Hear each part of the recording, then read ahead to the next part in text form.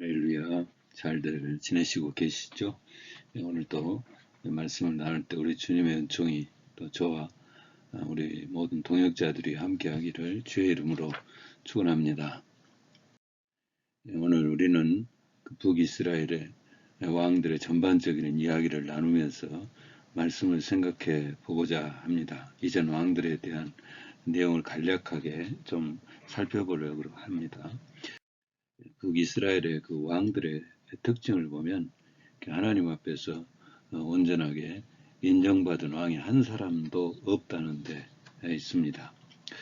그들의 모습을 좀 돌아보면 그 초대 왕 여로보암이죠. 1대 왕이죠. 왕이 되자마자 금송아지 제단을 두 군데 다 만들고 백성들은 거짓 신에게 절을 하게 하는 그 잘못을 저지릅니다. 돈을 가지고 오면 제사장도 시켜주고 절기도 자기 마음대로 정해서 지키게 하고, 그러니까 북이스라엘의 첫 번째 왕부터 단추가 잘못 끼워진 것이죠. 이대 왕은 나답입니다. 이 나답도 자기 아버지의 길로 가다가 얼마 안 되어 그 3대 왕이었던 바하사가 쿠데타를 일으켜 나라를 빼앗기고요. 3대 왕 바하사, 그도 별반 다를 바가 없습니다. 여로보암의 식구들을 다 죽이면서 왕이 되는데, 그의 행적에 대해서 열왕기상 15장 34절은 이렇게 말합니다. 바하사가 여호와 보시기에 악을 행하되 여로보암의 길로 행하며 그가 이스라엘에게 범하게 한 그 죄 중에 행하였도다. 결국 바하사도 초대왕인 그 여로보암의 길로 가고 만 것이죠. 4대 왕은 바하사의 아들 엘라가 왕위에 오릅니다. 엘라 역시 여로보암의 길을 쫓다가 그의 신하 시므리가 배반하면서 이제 왕위에서 물러나고요. 쿠데타를 일으켜서 왕이 된 이 시므리는 7일 동안 왕으로 있다가 오므리가 쳐들어와서 성을 에워싸자 궁에 불을 지르고 자결해서 죽습니다.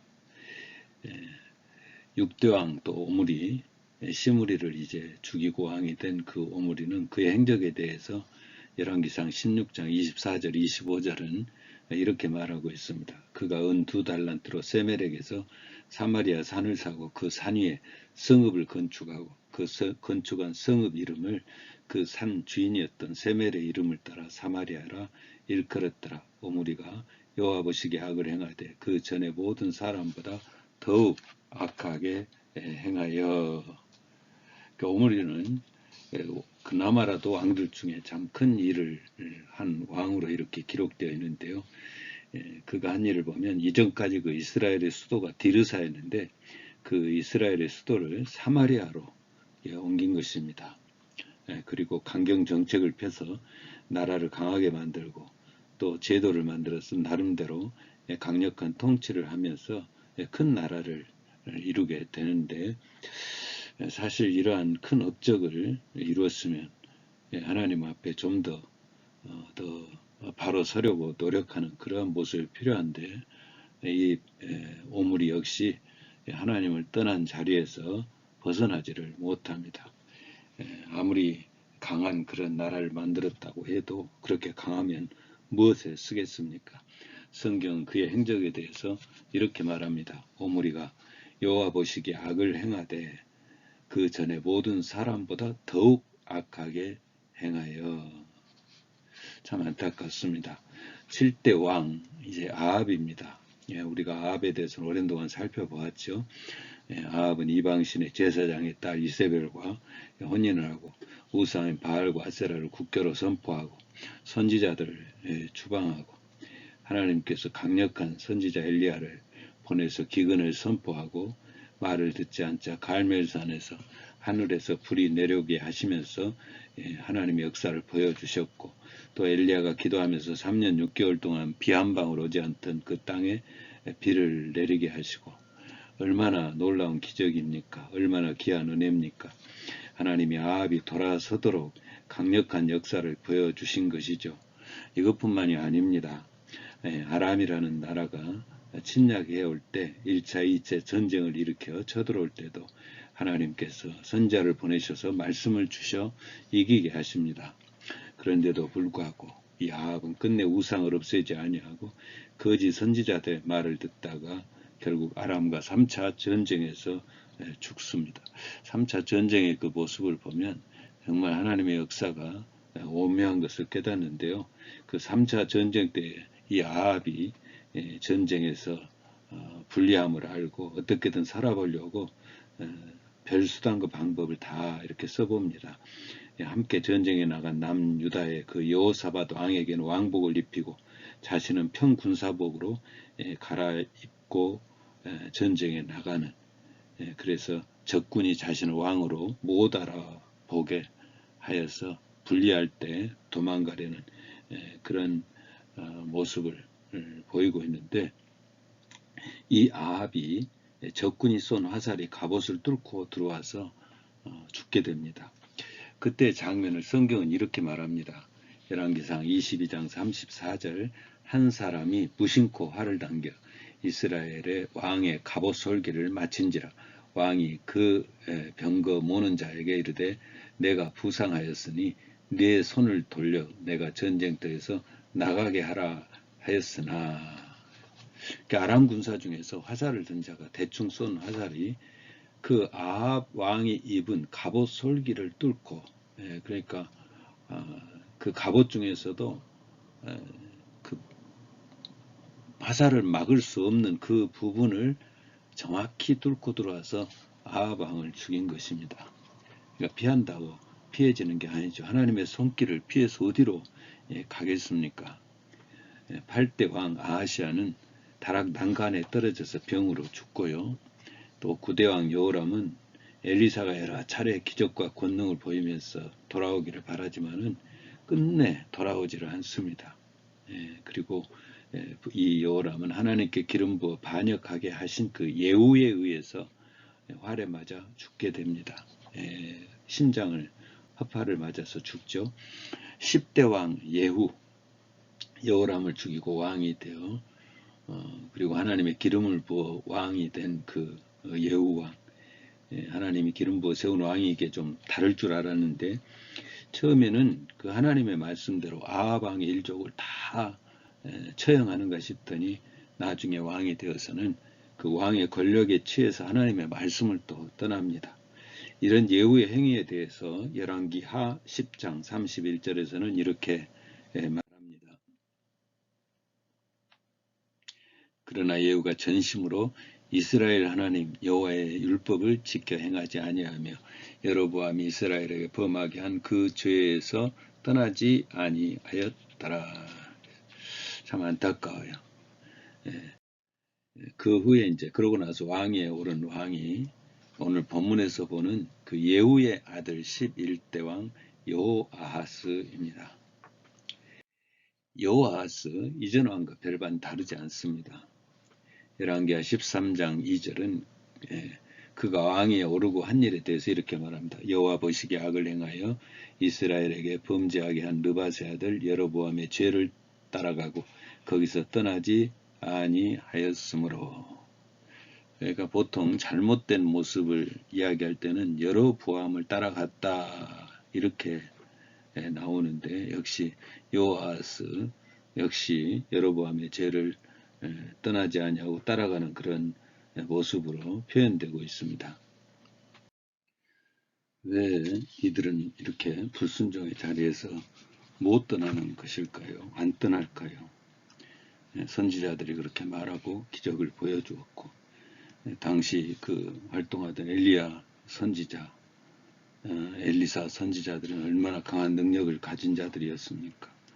얼마나 하나님의 기적을 많이 보여주었습니까? 보았으면 좀 다를 텐데 왜 하나님께로 돌아오지 않는지 정말 안타까운 그런 모습을 보게 됩니다. 오늘 말씀에서 더더욱 우리의 마음을 슬프게 하는 것이 있습니다. 3절에 말씀합니다. 여호와께서 이스라엘에게 도와서 늘 아람 왕 하사엘과 하사엘의 손과 그의 아들 베나단의 손에 넘기셨더니 아람 왕이 이스라엘을 학대함으로 여호아스가 여호와께 간구하며 여호와께서 들으셨으니 이는 그들이 학대받음을 보셨습니다. 여호와께서 이에 구원자를 이스라엘에게 주심에 이스라엘 자손이 아람 사람의 손에서 벗어나 전과 같이 자기 장막에 거하였으나.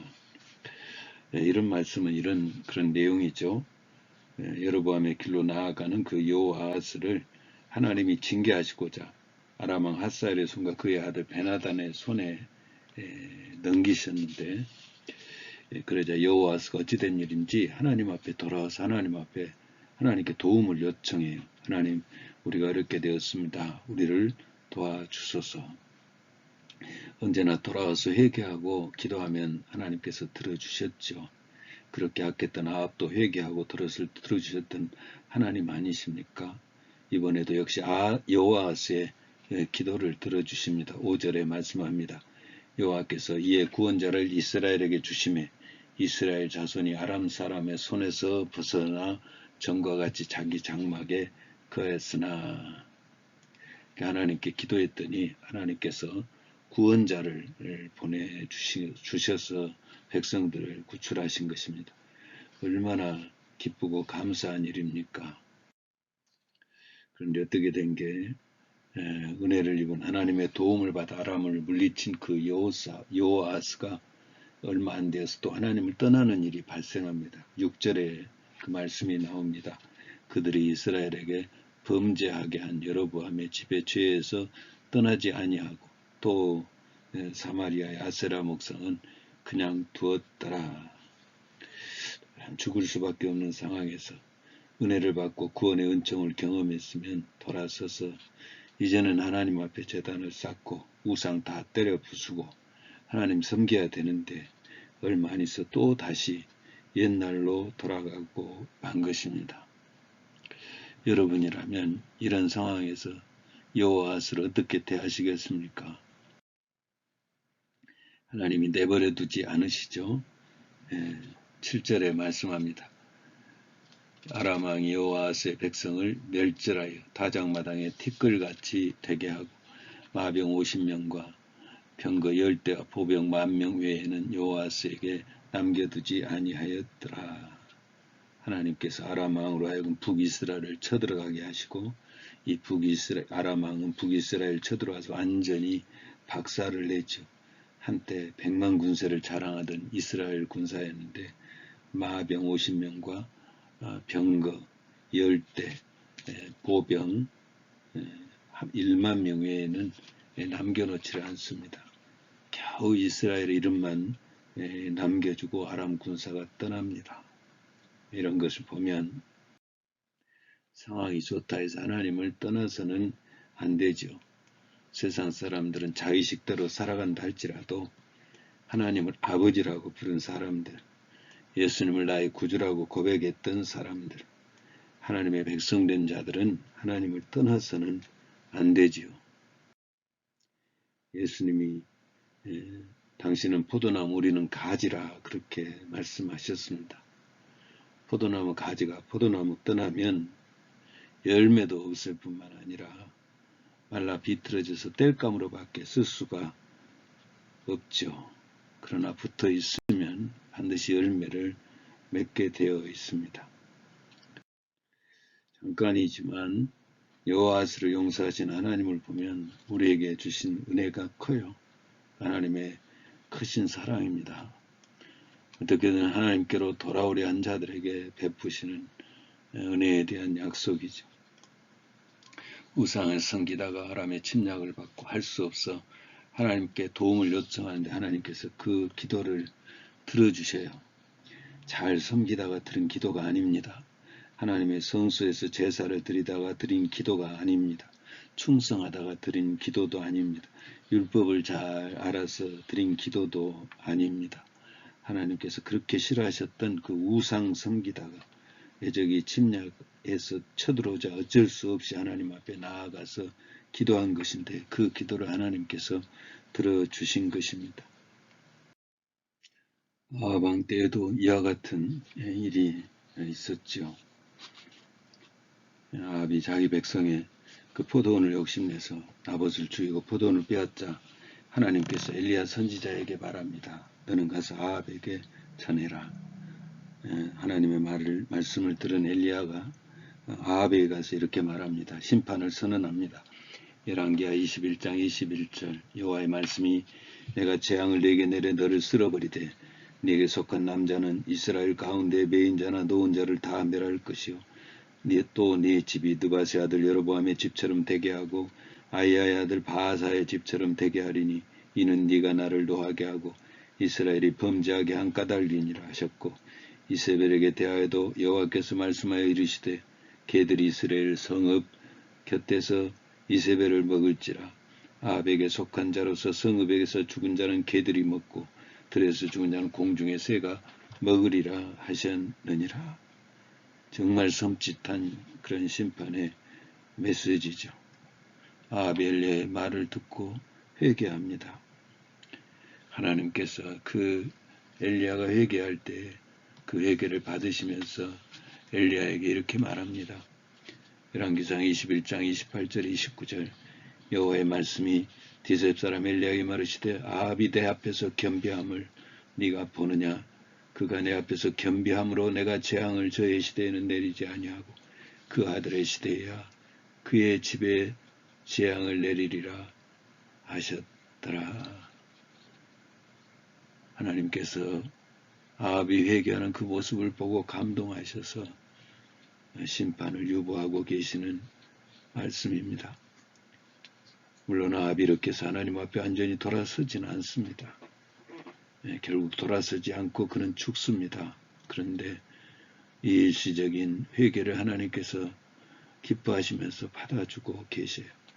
나중에 어찌됐든 지금 이 순간에 회개하는 모습을 우리 하나님께서 받아주고 계시죠.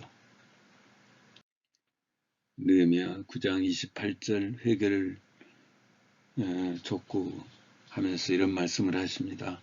그들이 평강을 얻은 후에 다시 주 앞에서 악을 행함으로 주께서 그들을 원수들의 손에 버려두사 원수들에게 지배를 당하게 하시다가 그들이 돌이켜 주께 부르짖으며 하늘에서 들으시고 주의 긍휼로 건져내시고 잘못했다가 다시 돌이켜서 하나님 앞에 도움을 요청할 때 하나님께서 들어주시고 건져내시고 하나님께서 은혜를 베풀어 주십니다.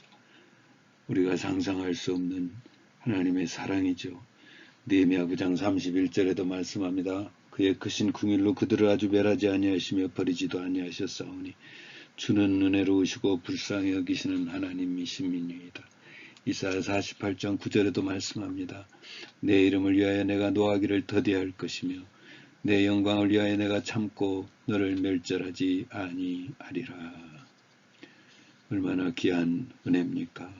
아주 못된 왕일지라도 회개하고 돌아서면 다시 받아주시고 새롭게 해주시고 사용하고 계시는 하나님의 모습을 볼 수 있습니다.